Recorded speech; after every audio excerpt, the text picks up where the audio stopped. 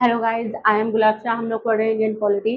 Topic हमारा चल रहा है 21 एक्स्ट्रा कॉन्स्टिट्यूशनल बॉडीज के बारे में हम पढ़ रहे हैं। आज इसका पार्ट 2 है। ठीक है, इसका पहला टॉपिक है आज salient features of NCW, NCPCR and NCM.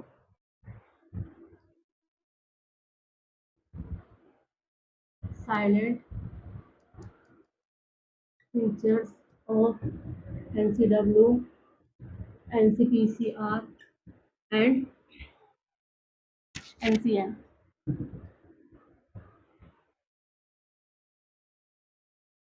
NCW की फुल फॉर्मेशन है नेशनल कमीशन फॉर वुमेन्स। ठीक है, और एनसीपीसीआर के national commission for protection of child right, NCM की नेशनल कमीशन फॉर माइनॉरिटीज।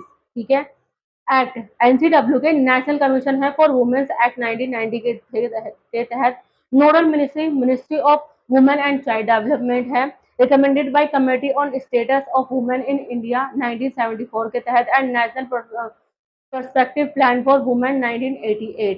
ठीक है, NCPCR national commission for protection of child right act 2005 establish हुआ था इन 2007 में based on UN convention on the right of the child. Nodal ministry ministry of women and child development है इसकी। NCM national commission for minorities act 1992।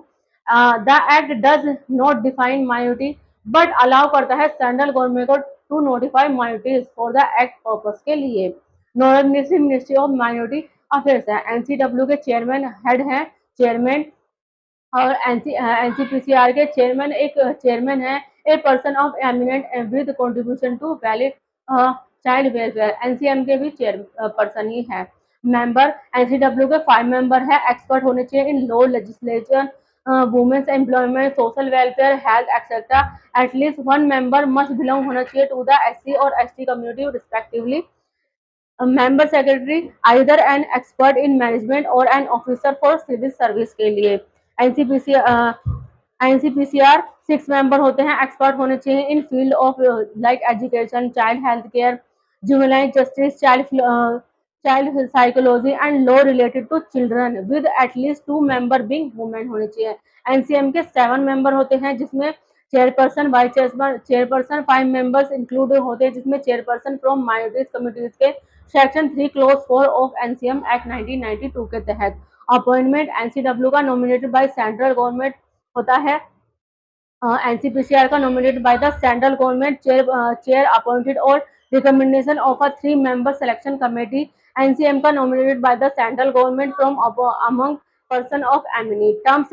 3 years रहता है NCW का, NCPCR का 3 years रहता है और एनसीएम का भी 3 इयर्स रहता है। सैलरी एनसीडब्ल्यू की प्रिस्क्राइब होती है बाय द सेंट्रल गवर्नमेंट द्वारा।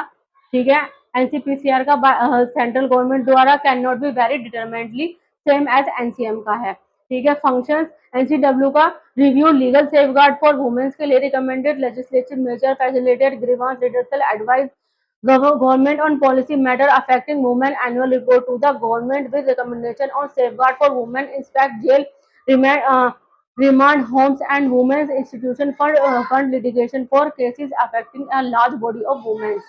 एनसीपीसीआर का review constitution and legal safeguard for children examine करता है वॉयलेशन को, फैसिलिटेट ग्रीवांस रिडर्सल को, conduct research and promote awareness, inspect juvenile homes, inquire करता है इनटू चाइल्ड राइट वायलेशन को। एनसीएम इवेलुएट करता है माइनॉरिटी डेवलपमेंट प्रोग्रेस को, मॉनिटर करता है कॉन्स्टिट्यूशनल एंड लीगल सेफगार्ड को, make recommendation for effective implementation of safeguard section 9 of the act के तहत बनाई जाती है। एड्रेस करता है specific complaints of right deprivation, conduct करता है studies on discrimination and development issues के present periodic report to central government.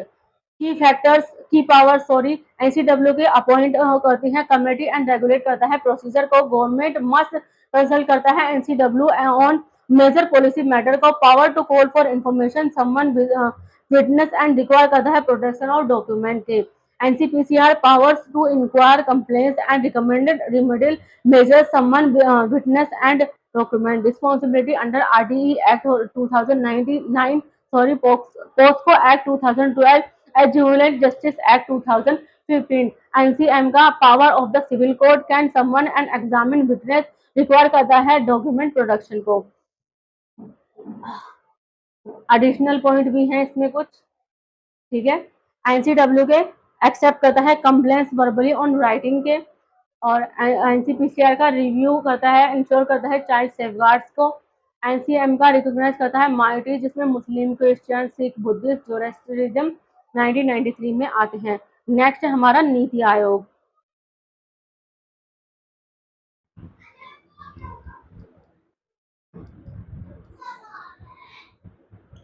NITI Aayog extra constitutional body है ये, रिप्लेस कर इसको एक्स्ट्रा कॉन्स्टिट्यूशनल बॉडी थी ये, रिप्लेस कर गई थी बाय प्लानिंग कमीशन इन 2015 के अंदर।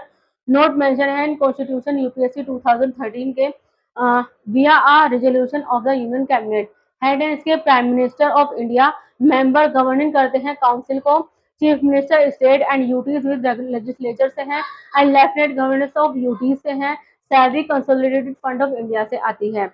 रीजनल काउंसिल एड्रेस करते हैं रीजन स्पेसिफिक इश्यूज के ऊपर, special invite expert nominated by the prime minister, vice chairperson appointed by the prime minister with the rank of cabinet minister, full time members rank of minister state, part time member maximum 2 from university research and organisation से होते हैं।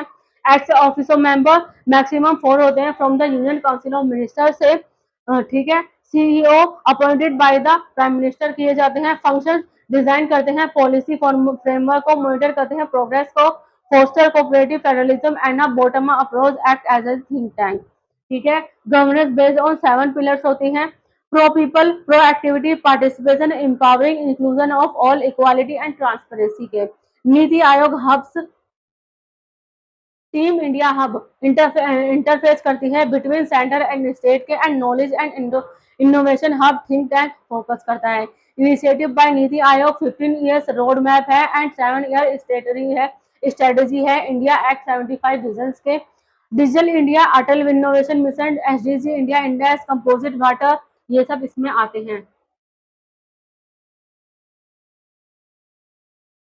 Guiding principle Antyodaya inclusion, village integration, demography dividend, people participation, governance and sustainability, ये सब इसमें आते हैं। Next है law commission of India.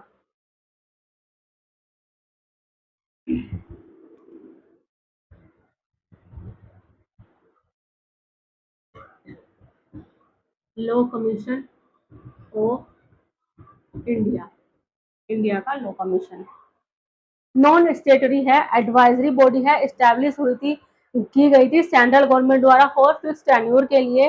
First law commission was establish हुआ था इन 1834 के अंदर under the centre act of 1833 under the chairmanship और लॉर्ड मैकुले। हेड इसके टाइपली आ सर्विंग रिटायर्ड जज और लीगल एक्सपर्ट होते हैं। मेंबर इंक्लूड होते हैं जिसमें फुल टाइम मेंबर, एक मेंबर सेक्रेटरी होता है, एंड पार्ट टाइम मेंबर होते हैं। Term 3 year and salary from CFI से आती है। Member secretary typically in Indian legal service officer, holding करते हैं rank of additional secretary to the government को। Part time member eminent legal professional रहते हैं, स्कॉलर्स और specialist in specific law areas. Functions क्या है इसके? Recommendation, legislative measures for law consolidated and codification, identify and recommendation, repeal of outdated laws, review laws, advise the government on legal and judicial matters, provide legal research for foreign countries, power to recommend legislative measures, summon witness and require करता है the production of document, report undergo scrutiny by the full commission before finalization, final report submitted करती है to the ministers को, ठीक है, ministry of law and justice and then to parliament में। To due the commission has submitted 289 report on various legal issues के। First law commission 1955 under MS Setalvad के अंदर था। अब देखते हैं silent features of bar council के।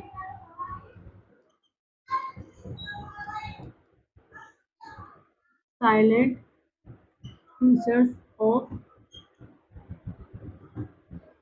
बार council. Bar council state bar council है और एक बार काउंसिल है। एक्ट बार काउंसिल के स्टेटरी है, autonomous body under the advocate act 1961, nodal ministry, ministry of law and justice, department of legal affairs. State Bar Council formed under the Advocate Act 1961. 24 SBCs currently exist होते हैं।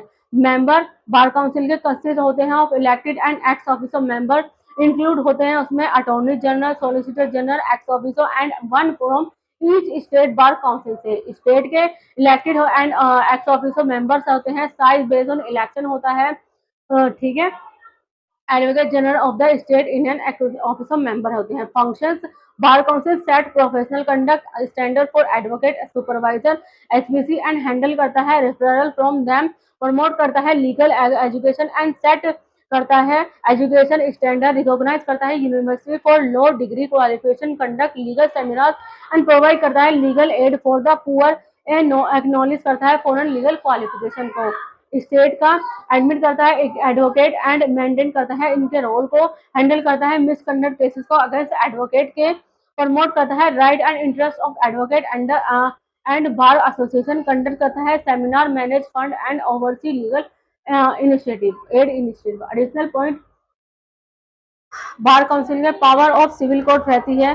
Can summon and examine witness, require document production, funds and grants, में establish funds for welfare schemes के लिए, legal aid and law liabilities के लिए, can receive grants, donation and membership in international legal bodies के लिए। State की power करता है power to regulate legal education and practice in India के अंदर। फंड ऑफ, हेलो गाइस, थोड़ी सी प्रॉब्लम हो गई थी। पर नाउ इसमें एक बार काउंसिल होता है, ठीक है। बार काउंसिल होता है, एक स्टेट बार काउंसिल होता है। बार काउंसिल क्या होता है ये आपने सबने देखा भी होगा, अगर आप लोग कोर्ट जाते हैं तो वहाँ पे एक बार काउंसिल होता है। बार काउंसिल क्या का काम ये होता है कि वो जो आपका एडवोकेट होता है, अगर वो आपको किसी भी तरह की कोई भी दिक्कत दे रहा है तो आप बार काउंसिल में उसकी शिकायत कर सकते हैं, वहाँ से आपकी प्रॉब्लम सॉल्व होगी। और एक सेंट्रल होता है, वैसे ही एक स्टेट होता है। स्टेट का हर डिस्ट्रिक्ट में, हर छोटे कोर्ट में एक छोटा बार काउंसिल होता है, एक बड़ा काउंसिल होता है हाई कोर्ट में, ठीक है। नेक्स्ट है हमारे सीसीआई और ट्राई में एक होता है साइलेंट फीचर्स ऑफ एनआईसी, ये सब भी रहते हैं। Home guard of India, home guard, कुछ होम गार्ड है जो कि स्टेट, जब हमारी जंगें वगैरह हुई थी, युद्ध हुई थी चाइना के साथ, चाइना ने जब हमारा कुछ एरिया कैप्चर कर लिया था तो उसके बाद में ये होम गार्ड बना था इंडिया के अंदर। एक बॉर्डर विंग होम गार्ड होते हैं। बॉर्डर विंग होम गार्ड क्या होते हैं, एक फोर्स होती है जो बॉर्डर पर तैनात रहती है। जैसे कि आपने सुना भी होगा, अगर आप लोग किसी चीज की तैयारी कर रहे हैं तो उसके बारे में भी जानते होंगे कि बॉर्डर पर किस तरह की फोर्स तैनात रहती है, ठीक है। एक कंज्यूमर कमीशन रहता है। कंज्यूमर कमीशन का क्या काम होता है, अगर आपको किसी भी अपने किसी भी प्रोडक्ट में कोई भी दिक्कत आ गई है, आपने कोई प्रोडक्ट खरीदा है, अगर आपको उसकी कंप्लेंट करनी है तो वो कंज्यूमर कमीशनर सॉल्व करता है आपकी उस प्रॉब्लम को, ठीक है। आप किसी भी कंज्यूमर कोर्ट जाकर उसकी अपनी प्रॉब्लम्स को एडवोकेट के जरिए वहाँ पर कंप्लेंट कर सकते हैं, या बिना एडवोकेट के भी कर सकते हैं, लेकिन एडवोकेट होगा तो ज़्यादा बेहतर है। अगर आपने कोई प्रोडक्ट खरीदा है और उसमें किसी भी तरह की कोई भी दिक्कत है, आप कंज्यूमर कमीशन जाएँ, उसकी कंप्लेंट करें, वहाँ से आपकी प्रॉब्लम सॉल्व हो जाएगी, ठीक है। वो होता है कंज्यूमर कमीशन। जैसे कि आप लोग जानते भी होंगे, क्योंकि दुकानें तो आज के टाइम में हर गली मोहल्ले में होती ही हैं, ठीक है। अगर आपको 5th से लेकर 12th तक किसी भी सब्जेक्ट में कोई भी ट्यूशन पढ़ना हो, हमारे अकेडमी ऑल सब्जेक्ट ट्यूशन पढ़ाती है। हम एसएससी, सीजीएल, यूपीएससी, यूपीपीएससी वगैरह की तैयारी भी कराते हैं, उर्दू लिखना पढ़ना भी सिखाते हैं और रेलवे की तैयारी भी कराते हैं। अगर आपको इनमें से किसी भी चीज़ में कोई भी ट्यूशन लेना हो, आप टाइम टाइम हमें कॉल कर सकते हैं। ज़्यादा लाइक करें, सब्सक्राइब करें, कमेंट करें। Thank you so much.